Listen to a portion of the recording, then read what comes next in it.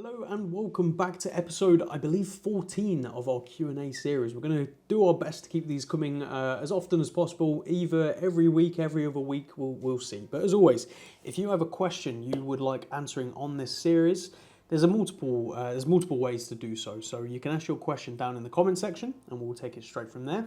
You can email us at info@kibblewatches.co.uk and just state it's a question for the Q&A. Otherwise, I will reply to you thinking you're just asking a question. The other option is Instagram, and we often do a Instagram question box where you can do a question. We make it very clear that's for the Q&A video. That's often where most of the questions come from. However, the boxes, you haven't got a lot of space to write a long message. So if you've got a long question, you want to give context to your question, you want to ask something a bit more detailed, go for it. I don't mind those at all. But that being said, we have a few questions today from Instagram. All are very short, I think. So it should be a relatively quick episode, but hopefully an interesting one for you guys and girls. And I appreciate the questions. So without any further ado, let's get straight into it. Oh, and before we do, as always, there's always something. What am I wearing? Because I know I keep forgetting to do this on these videos. I'm wearing my Christopher Ward. We just shot the drop video, so if you're watching that, same watch, I'm wearing the Christopher Ward yellow personal watch, not for sale, never will be for sale. This is a permanent keeper, and one day I will explain why, but that time is not yet. I'll leave that cliffhanger right there just to bug you all. And also in the description, if you want to skip to a specific question, you can see each question listed and a timestamp to go straight to it. To skip all my rambling after I've done my rambling, I've told you that, so I made you listen to it anyway. But let's get on with it. Question 1 from @Rob_Vile. He asks, do you think vintage Tissot is undervalued? Great question. I think it depends what era we're talking. If we're talking 1970s vintage Tissot, there's some very basic C-star models which are automatic or manually wound. Chrome cases, you know, under £150. I don't think those are undervalued. I think they are good value. I wouldn't say they're undervalued, but if we're talking the C-Star Chrono range, you know, the stainless steel cases with Valjoux movements, there is even ones that actually share movements with Amigas because at that time they were very closely connected. Even cases and all sorts can actually be interchanged with some models, not all. I think if we're talking those models, 100% those are undervalued. You can get them for under £1,500 and you're talking the same movement as some of the Seamaster chronographs of the same era. I think that's incredible, personally. So yes, Tissot, some models are undervalued, some are very much worth their value. So if you see a vintage Tissot, chrome case, three-hander, manually wound, for under £150, don't jump on it thinking it's an incredible deal. I think they are priced accordingly. But as I say, some models, definitely. Question 2, and one I've actually not been asked, surprisingly. This is from Rocketeer_76. Thank you for the question. He asked, least favorite watch brand. Now, I was thinking a little bit about this one, what to say, what not to say. Don't really want to get in trouble with any of this. But as always, I'm going to be completely honest with you guys and girls. And I'm actually going to fob out the question a little bit at the start. So there isn't really a brand I really dislike. There isn't one brand I can point to and go, I absolutely hate Hublot, because I can tell you right now, I actually really like the Classic Fusion. The simple Classic Fusion three-hander with a date, I think is a good looking watch. We've had one, we've sold one. I'm a big fan. I actually quite like some of their limited editions they did. They did one, I forget which one it is, but it's got like a textured linen-ish dial with like numerals that were on a glass plate on top of it. I think it was limited for some sort of Asian market release. Can't remember the details. Very sorry. I'll try and find a photo of it and put it on screen for you all. But again, a really great watch. Richard Mille. There's a white gold ultra thin that I really like. I think it's a reference 6701. I could be completely wrong there. Again, I'll try and put a photo on. So these brands that I don't particularly like, there are exceptions to them. So therefore, I don't dislike them. So that is the first part of the answer. Second part, if I'm going to have to give an answer, which I suspect I will, my least favourite brand at the moment has to be Bremont at retail. Now, let me start that off by saying there are many brands I don't think are worth their retail prices. And as a pre-owned seller, I preach that a lot and I showcase that by, you know, in my points of mention, my personal notes, on the website, or with the fact that of what we charge compared to retail on a lot of these things, you'll see depreciation. That isn't necessarily a bad thing. It's a good thing. You know, not everything should be like Rolex where it trades above retail. That's just ridiculous. But that being said, I do think Bremont at retail, whilst they have definitely over-engineered cases, they have their triptych design, they have all these different features and everything like that. I personally feel for the money at retail, they aren't worth it, which is why when we get them in pre-owned, I think they're great value. And we've had many Bremonts. Sorry, I'm going to mute my phone. It's always going off. But that has to be a brand I would say. And as I say, this isn't exclusive to Bremont. There are multiple brands, but pressed for an answer, Bremont is my answer. So let me know down below, what is your least favorite brand and why? Give us a why. Don't just say Hublot because it's the trendy thing to say, because that's what everyone says. Let us know. Give us an answer. Question 3 at Wound Gears, coffee or tea? I mean, coffee. It's not even a... Question 4, Joe_LLW. Are you ever worried about radiation from radium watches? A question we've had before, but I often get asked, so one I'm happy to cover again. No. So let me explain why. If you have a radium watch and you take the case apart, get the dial, and you lick that radium, you're a nutter, and yes, you should be concerned. But if you are just wearing the watch, the radiation levels aren't enough to cause harm. That being said, if you wear this watch day and night for the rest of your life, I'm sure there will be some adverse effects. So I'm not saying, you know, wearing a radium watch is completely fine. No, if you're going to wear it all the time, maybe sleep with it against your head. You know, if we go really narrow with this example, I'm sure there's a scenario where it's not good for you. But in rotation of a collection, a radium watch, a watch with radium on the dial, isn't going to cause harm. There are people who disagree with me.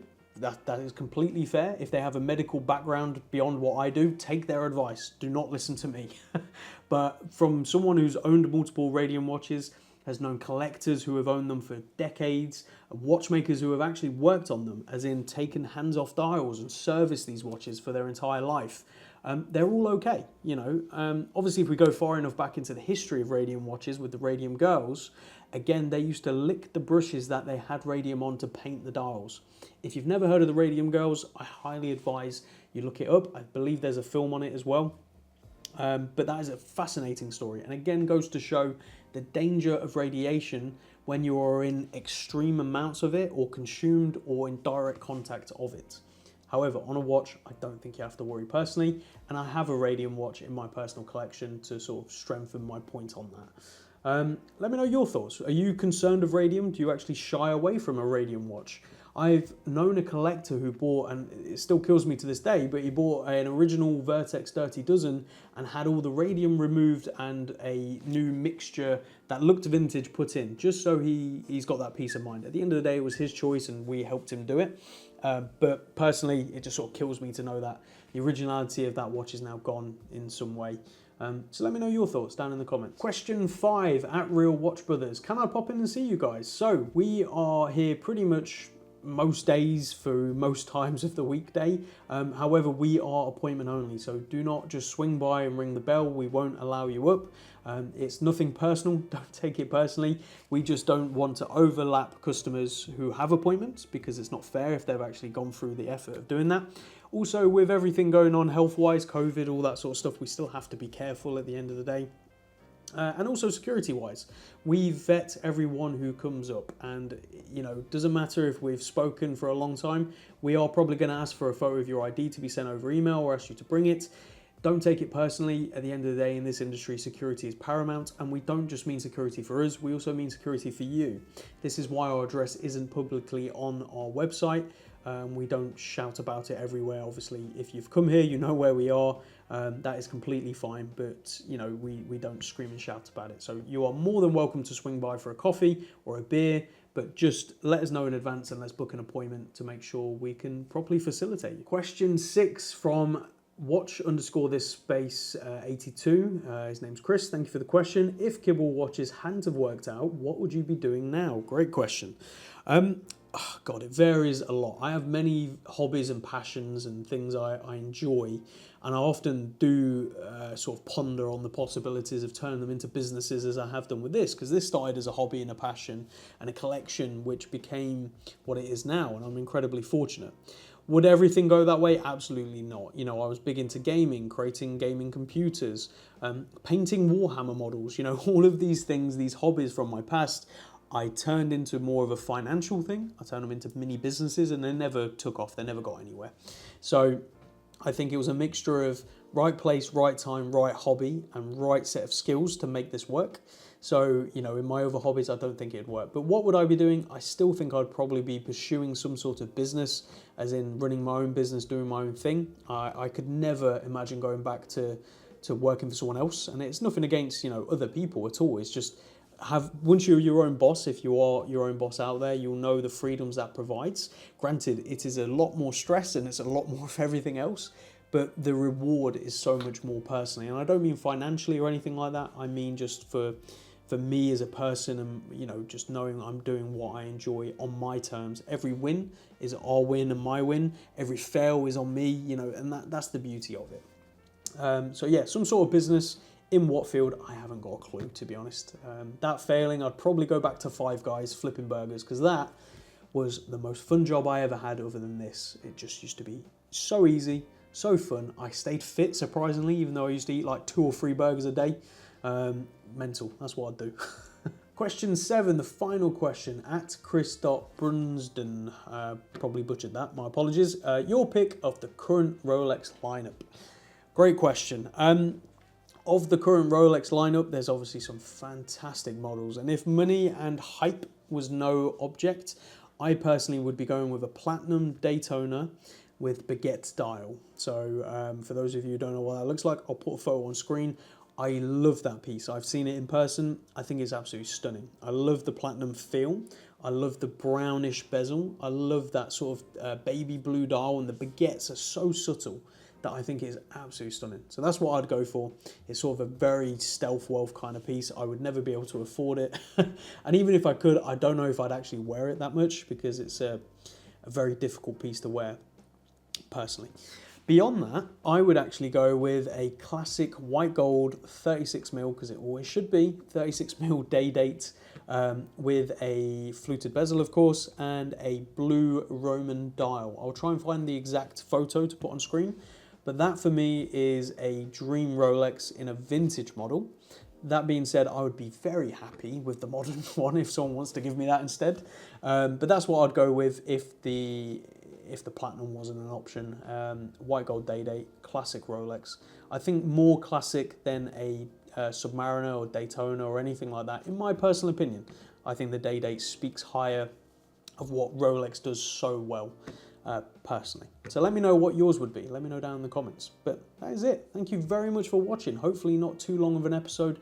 Hopefully fairly interesting. If you did enjoy it, do leave a like. Make sure you subscribe.